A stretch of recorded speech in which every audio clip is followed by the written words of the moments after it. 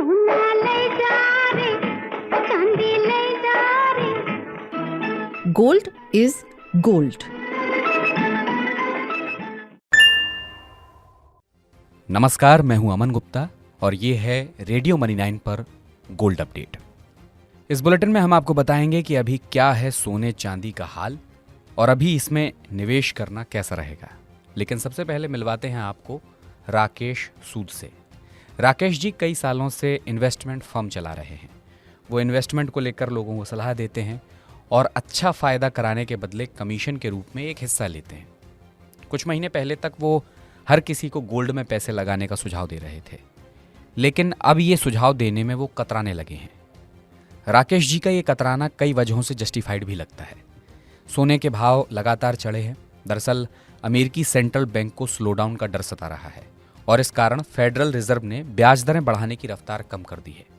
इसने सुरक्षित निवेश के रूप में महंगे धातुओं की डिमांड भी तेज कर दी है और बदले में ट्रेंड का सबसे ज़बरदस्त फायदा हुआ है गोल्ड को। सोना लगातार 5वें हफ्ते वीकली गेन दर्ज करने वाला है। ग्लोबल मार्केट में गुरुवार को स्पॉट गोल्ड $1935 प्रति औंस के पार निकल गया। ये अप्रैल 2022 के बाद इसका सबसे उच्च स्तर है। अमेरिकी गोल्ड फ्यूचर भी गुरुवार को $1931 प्रति औंस के पार चला गया। वहीं घरेलू बाजार की बात करें तो यहाँ भी सोना चांदी के भाव लगातार बढ़े हैं। शुक्रवार को MCX पर गोल्ड फ्यूचर 56,746 रुपये प्रति 10 ग्राम रहा। इसी तरह चांदी 68,783 रुपये प्रति किलोग्राम पर पहुंच गई।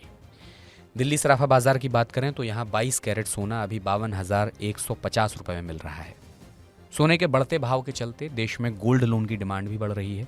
खबरों की माने तो देश में गोल्ड लोन सालाना आधार पर 12 से 14% बढ़ा है। इस बीच वर्ल्ड गोल्ड काउंसिल ने एक रिपोर्ट जारी की है और इस रिपोर्ट के अनुसार भारत सोने के गहनों का दूसरा सबसे बड़ा बाजार है।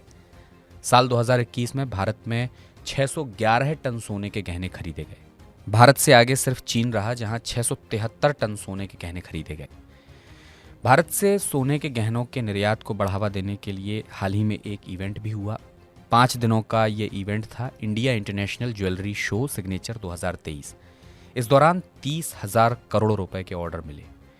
ये आंकड़ा दिया है gem and jewellery export promotion council ने। काउंसिल ने कहा है कि UAE और ऑस्ट्रेलिया के साथ हालिया मुक्त व्यापार समझौते से जेम्स एंड ज्वेलरी के एक्सपोर्ट को मदद मिली है।